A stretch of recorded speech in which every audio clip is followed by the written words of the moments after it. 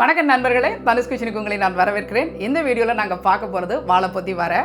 வாழைப்பொத்தியில் நிறைய மருத்துவ குணங்கள் இருக்குது.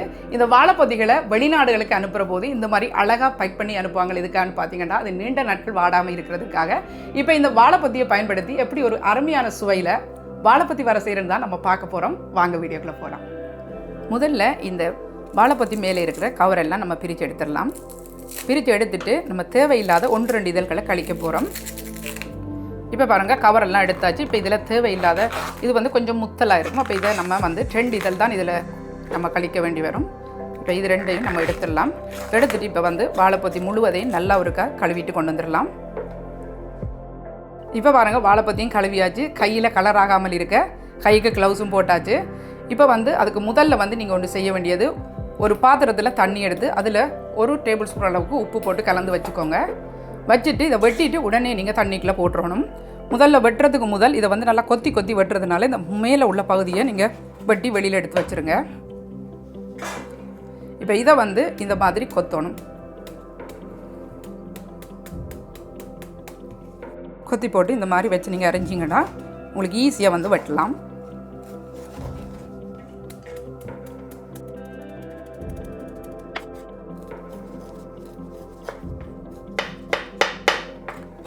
இப்போ பாருங்கள், இதில் தான் எங்களுக்கு வேஸ்ட்டு.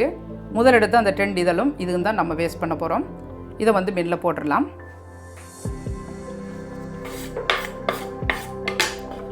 இப்போ இதை நல்லா ஒரு பிசைஞ்சு கழுவிட்டு இன்னொரு தண்ணி மாற்றி பிசைஞ்சு நல்லா கழுவி எடுத்து புழிஞ்சு எடுத்துக்கோங்க. தண்ணி இல்லாமல் இந்த மாதிரி வெட்டின உடனே நீங்கள் உப்பு தண்ணியில் போடுறதுனால இந்த பொத்தியினுடைய கலர் மாறாது. அதே வேளையில் பார்த்தீங்கன்னு சொன்னால் கயர்ப்பு தன்மையும் குறைவாக இருக்கும். இப்போ கழுவி எடுத்தாச்சு. இப்போ இதில் என்னென்ன மசாலாக்கள் தேவையோ அதெல்லாம் இப்போவே சேர்த்துடலாம். 1/2 ஸ்பூன் மஞ்சள் தூள், காரத்துக்கு ஏற்ப மிளகாத்தூள், இது ஸ்ரீலங்கன் கறி பவுடர் 1 டீஸ்பூன் போடுறேன். உப்பு நாங்கள் உப்பு போட்டு கழுவி இருக்கிறோம். அதனால் இதை பார்த்து தான் போடணும். ஒரு 3/4 டீஸ்பூன் அளவுக்கு போட்டுக்கோங்க. இப்போ பார்த்து போட்டுக்கலாம். இப்போ போட்ட இவ்வளத்தோட இதுக்கு சேர்க்க வேண்டிய தேங்காய் பூவையும் இதில் சேர்த்துடுறேன். இது ஒரு 4 டேபிள் ஸ்பூன் அளவுக்கு சேர்த்துக்கோங்க.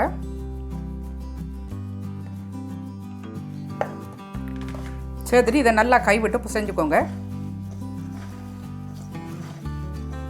இப்போ இதை மூடி போட்டு ஒரு ஓரமாக வச்சுட்டு அடுத்ததாக தாளிக்கலாம். இதுக்கு இப்போ ஒரு சூடான சட்டியில் 1 டேபிள் ஸ்பூன் அளவுக்கு எண்ணெய் சேர்த்துக்கோங்க.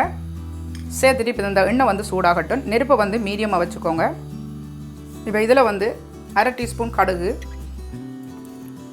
1 டீஸ்பூன் அளவுக்கு பெருஞ்சீரகம் சேர்த்துக்கோங்க. சேர்த்து இந்த பெருஞ்சீரகமும் கடுகு நல்லா வடிக்கட்டும். இப்போ கடுகு பெருஞ்சீரகம் எல்லாம் வடிச்சிட்டு இதில் 2 அளவுக்கு கருவேப்பிலை, 3 செத்தல் மிளகாய், ஒரு 3/4 வாசிக்கு பெரிய வெங்காயத்தை வெட்டி இருக்கிறேன். 3/4 வாசி வீதம் வெங்காயம் இதில் கூட போகிறதுனால டேஸ்ட் நல்லாயிருக்கும். இது வெங்காயம் 100 வீதம் வதங்க வேண்டிய அவசியம் இல்லை. ஒரு 75 வீதம் வதங்கினா போதும். நல்ல நெருப்பை மீடியத்தை விட குறைவான நெருப்பில் வச்சு வதக்கும் போது தான் உங்களுக்கு நல்ல வெங்காயம் சாஃப்டாக வதங்கி வரும். இல்லைன்னு சொன்னால் டக்குன்னு கருத்துரும். வெங்காயம் இந்த அளத்துக்கு வதங்கினா போதும். இதில் பாவிக்கிற எண்ணெய் என்றாலும் குறைப்பெண்டாலும் உப்பெண்டாலும் இது உங்கள் விருப்பத்துக்கு ஏற்ப போட்டுக்கோங்க. இது நான் போடுறது முழுதிலும் ஒரு சராசரியாக சாப்பிடக்கூடிய அளவுக்கு தான் நான் போடுறேன். உங்களுக்கு காரம் அதிகமாக தேவையான நீங்கள் காரமோ உப்பு அதிகமாக தேவையான உப்பையோ நீங்கள் சேர்த்துக்கலாம். இப்போ வரைக்கு வட்டி இருக்கிற எல்லா வாழைப்பொத்தியை நம்ம போட்டுடலாம்.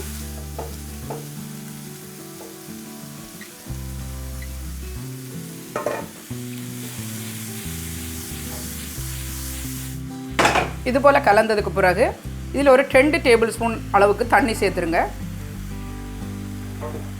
சேர்த்துட்டு இப்போ இதை நல்லா கலந்து கொடுத்துட்டு இப்போ நல்ல ஒரு மூடி போட்டுட்டு ஒரு 3லேருந்து 4 நிமிஷம் குறைஞ்ச தீயில் வேக வச்சுருங்க. நெருப்பு ரொம்பவும் அதிகமாக இல்லாமல் மீடியத்தை விட கொஞ்சம் குறைவாக வச்சுருங்க. ஒரு 3 நிமிஷத்துலேருந்து 4 நிமிஷம் நல்லா வேகட்டும். அது இப்போ பாருங்கள், 4 நிமிஷம் கழித்து இதை நல்லா கலந்து விட்டுட்டு இப்போ நெருப்பை கொஞ்சம் அதிகமாக வச்சுக்கோங்க. அப்போ தான் இது நல்லா பொரிஞ்சு வரும். இது ஒரு 2 நிமிஷத்தில் 1 நிமிஷம் அல்லது 2 நிமிஷம் போதும் வடிவா. இப்போ பாருங்கள், வர நல்லா பொரிஞ்சு வந்துட்டு இந்த டைமில் உப்பை செக் பண்ணிக்கோங்க. இன்னும் கொஞ்சம் உப்பு தேவையாக இருக்குது, நான் போடுறேன். போட்டு இப்போ இதை நல்லா கலந்து விட்டுட்டு இறக்கி அப்படியே சூடாக பரிமாறுங்க, சூப்பராக இருக்கும்.